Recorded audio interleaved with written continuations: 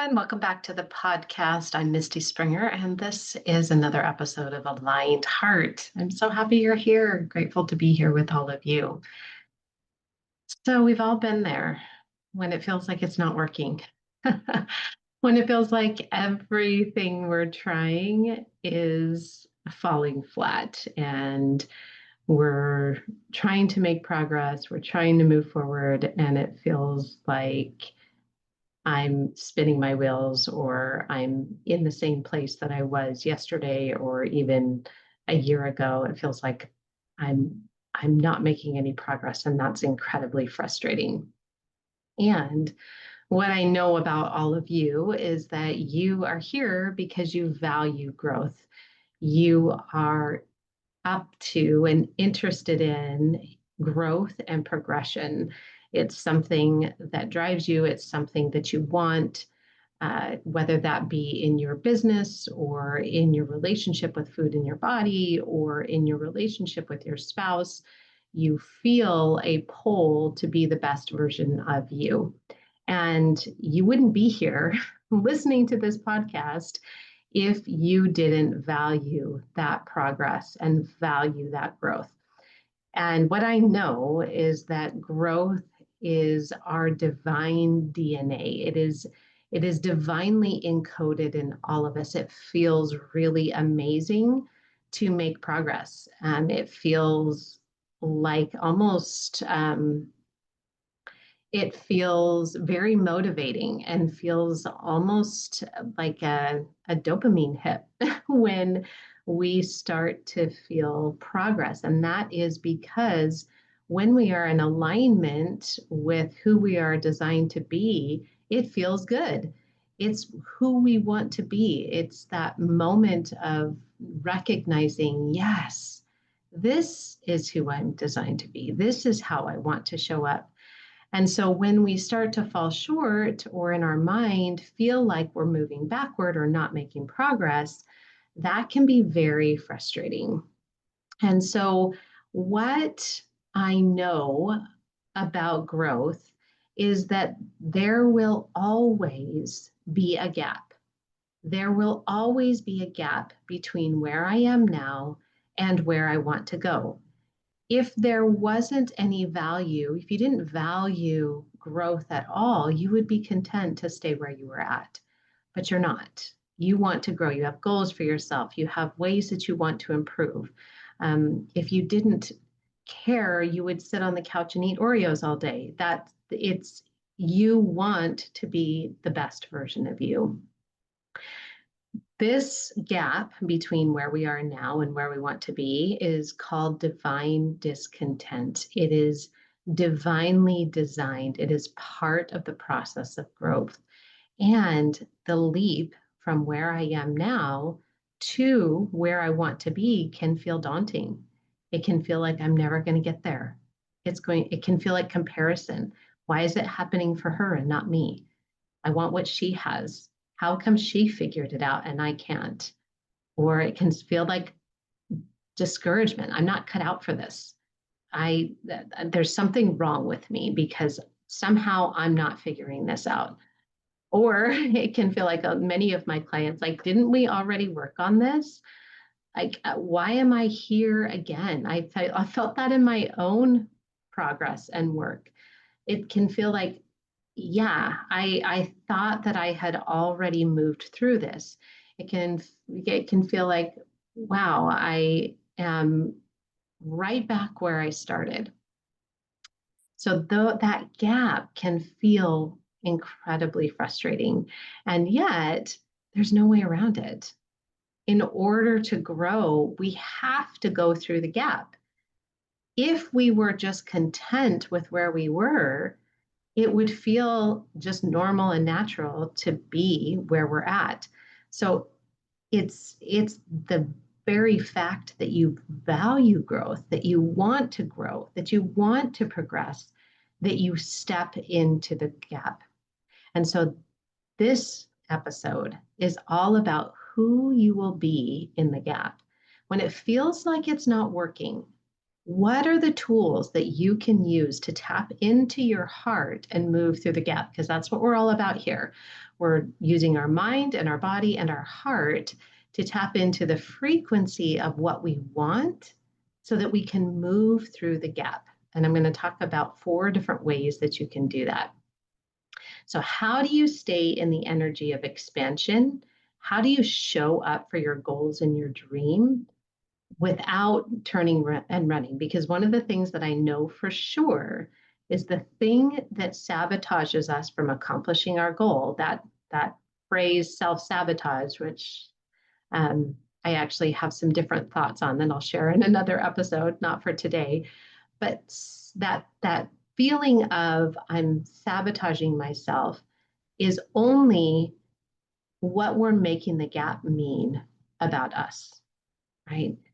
If we're stepping into the gap and thinking there's something wrong with me, we're going to turn around and run. And we're going to go back to the familiar place. So we're going to reframe the gap. We're going to look at the gap a little bit differently with these 4 different tools so that our heart and our mind and our body can feel a little bit more comfortable about being in the gap so we don't turn and run. So we can actually stay in the gap and move through the gap versus turning around and moving back to our old behaviors just because they feel comfortable.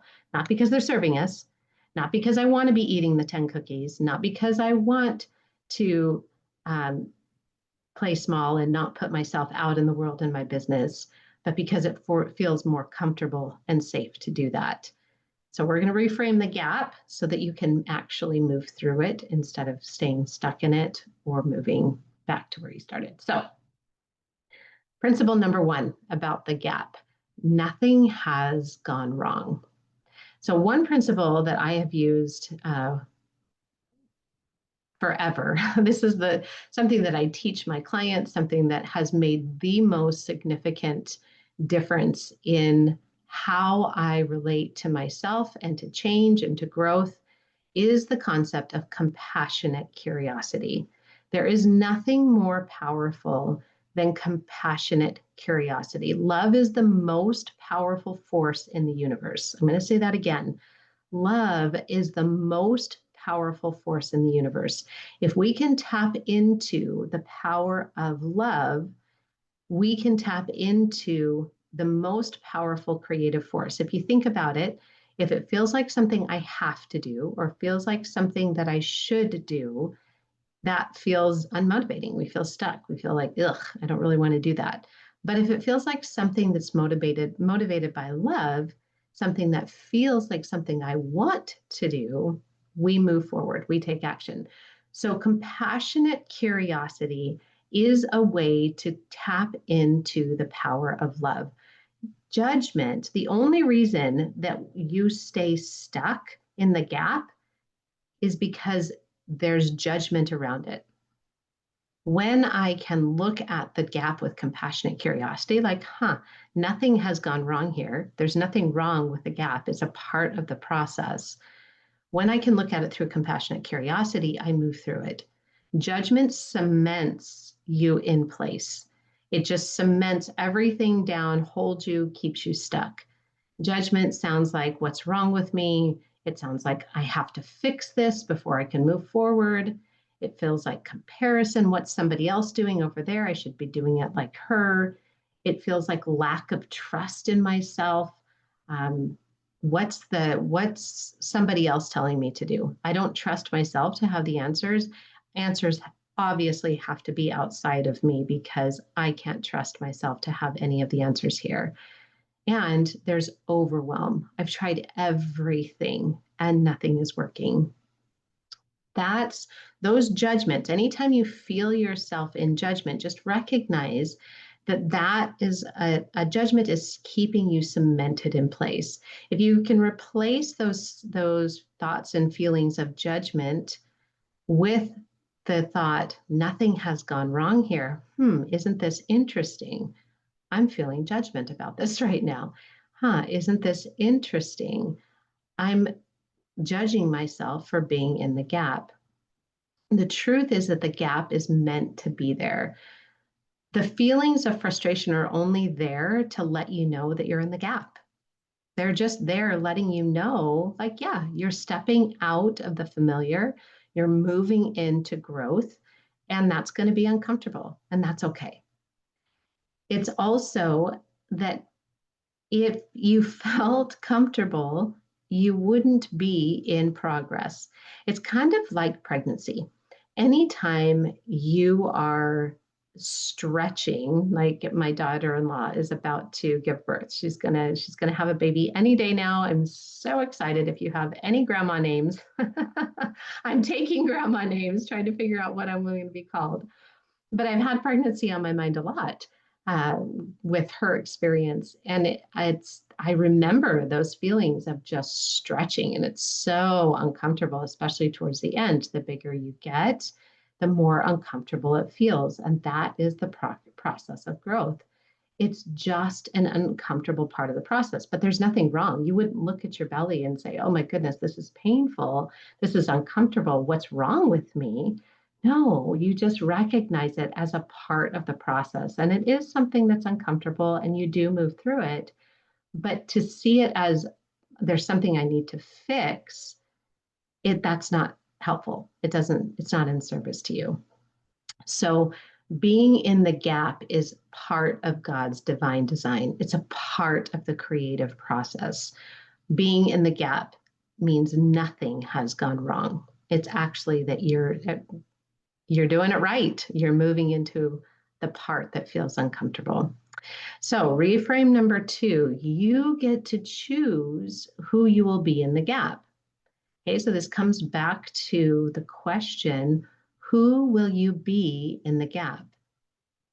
If we understand that there's nothing wrong with the gap, that the gap is there, that it's divinely designed, that I have to go through it in order to move through it, who do I choose to be?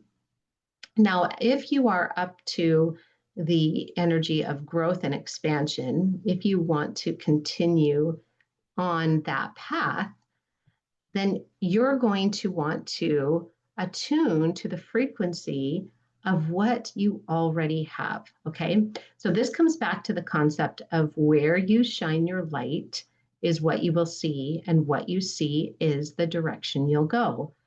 We want to shine our light in the direction of what we want versus shining our light on all the ways it's not working. So your energy is your greatest asset, and your energy is a choice. You get to choose which frequency you're attuning to. And the way that we change our frequency or our energy is through what we believe, think, and feel. Now, when you think about it in those terms, you recognize that you get to choose the thoughts that you hold. You get to choose the place that you start to put your light and your energy. We're really, really good at shining our light and attuning to the frequency of it's not working. That is we're by default, our brain is designed to go to all the ways that it's not working. We have to train our brain and our body to feel the energy of what we do want. And you can do this. It's something that I work on with my clients all the time. You can change your frequency from the top down, which means you can change your thoughts. And when you change your thoughts, it changes the feelings that you have in your body. But what you can also do is you can change the feeling, the frequency that you're in. You can change the feeling state in your body, which automatically changes your thoughts. So if you bring up and choose to stand in a power position, like they call it the Wonder Woman position, where you have your hands on your hips, feet spread apart, arms down, big breath, you automatically start to feel more energized and powerful in your body versus sitting in a slumped position, head down, feeling discouraged. you literally change your state and you can change the story in your brain. Now, there's several ways that you can do this. It's why I include the meditation in every episode, because that is literally changing your state, which automatically changes the story that you have in your brain. So sometimes it can feel really hard to change the story, like just think positive, just think positive. That can feel a little bit unavailable. And it feels like I'm just trying to like shout positive affirmations at myself in the mirror, and they're not really landing, they're just bouncing back. But if you can move into your body and change the state of your body, it automatically changes the thoughts that you have in your brain. We're really familiar, especially if you've ever done mindset work or life coaching, we're really familiar with the concept of change your thoughts and you change your feelings. What we're not as familiar with is change your feeling state, the bottom up, and you'll change your story. Okay. So I want you to let's do a little exercise here where you can tune to the frequency of what you already have, the version of you that already has what you want. Now, when you think about the goal that you've set for yourself, maybe it's a goal for your relationship with your body, or it's a goal for your relationship with your spouse, or it's a goal for your business, something that you want to create more of. Just want you to ask yourself the question, what will that do for me? And then I want you to think about a time that you felt that feeling. You felt successful, you felt powerful, you felt light, you felt connected. I want you to think about a time where you felt that in your life. Maybe it was when you completed school. Maybe it was just getting out of bed this morning and going for a walk when you didn't want to. Maybe it was having a difficult conversation that you felt proud of yourself for. Maybe it was just making a choice to have an apple instead of a bag of chips.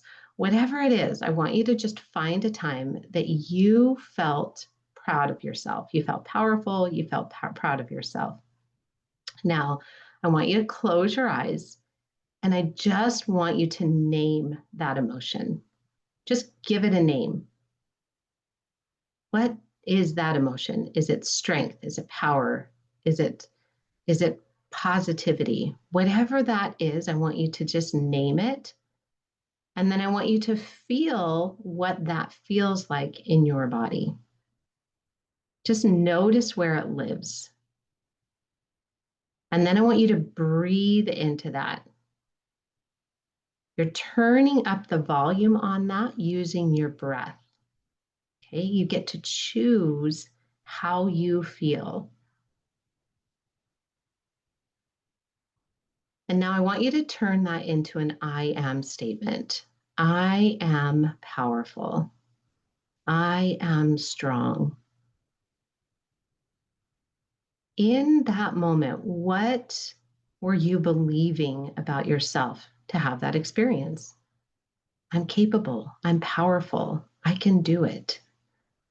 What that you just created right there is not a positive affirmation. You just created a belief statement. A belief statement is something that is actually true in your body. This is not something you're trying to convince yourself of. You're remembering a part of you that already exists. So you can tap into, you get to choose to tap into that energy. Okay, which leads us to concept reframe number 3.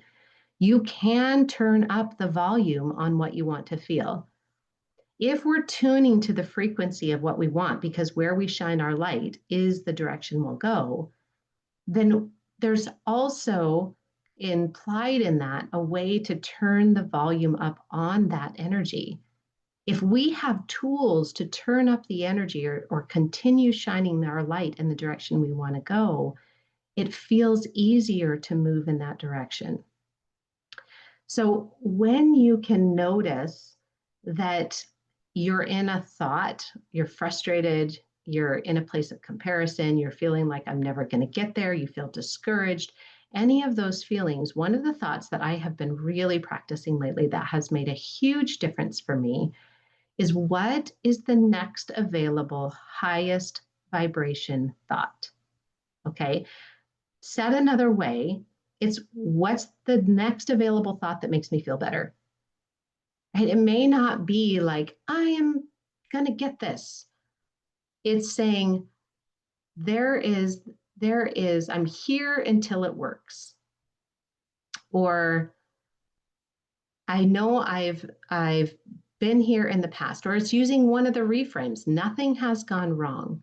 I get to choose. I have the power to choose. I get to turn up the volume on how I feel. It's taking you out of that feeling of discouragement and victim, and it's never going to work, and everybody else has it figured out, and I don't. And you're just accessing the next available highest vibration thought. Another way that to see this, and this is a prayer that I carry around in my heart quite often, is God, how can I see this differently? If I don't have access to the next available highest vibration thought, I get to ask for help. God is absolutely on my side. If this divine discontent is a part of a divine design, then he's not going to leave us in it floundering. So we get to have access to universal love, the most powerful force in the universe, God's love, giving us the next highest vibration thought. So as you're moving through and you feel that discouragement or frustration, just ask yourself, what is the next available highest vibration thought? Or, God, help me to see this differently. And the one thing that has been so powerful for me is recognizing that small and simple creates great things. Through small and simple things are great things brought to pass. And small and simple does not feel great. When you're in small and simple steps, it doesn't feel great. It doesn't feel like you're making magnificent progress.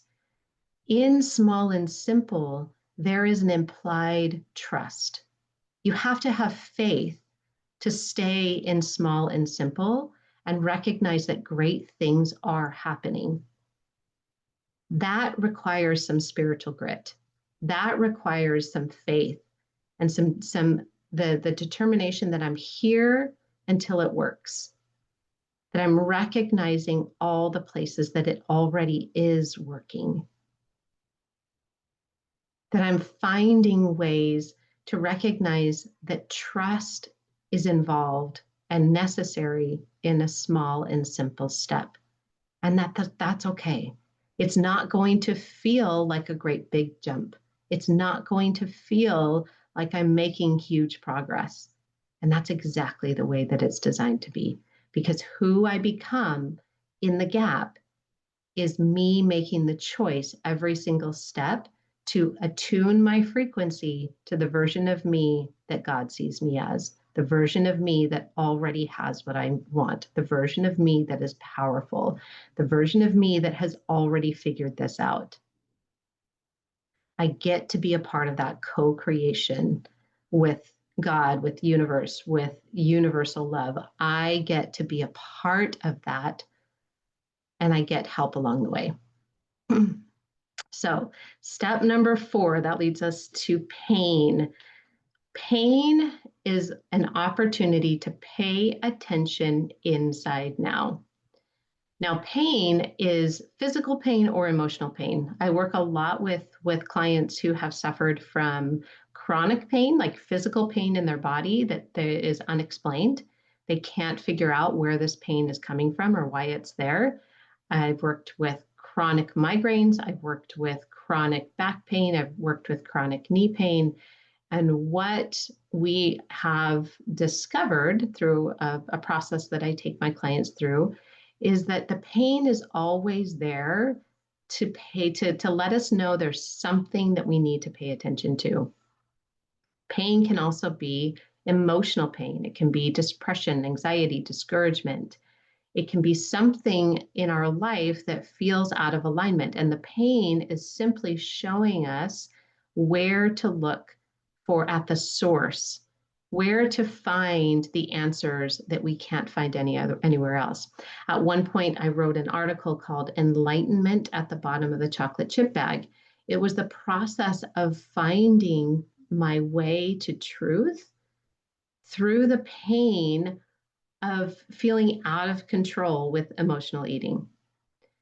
I didn't realize that there were gifts that were waiting for me in the pain, and that the pain was actually showing me the way to be more connected with my body, to find a way to communicate and listen to my body in a way that I never had before.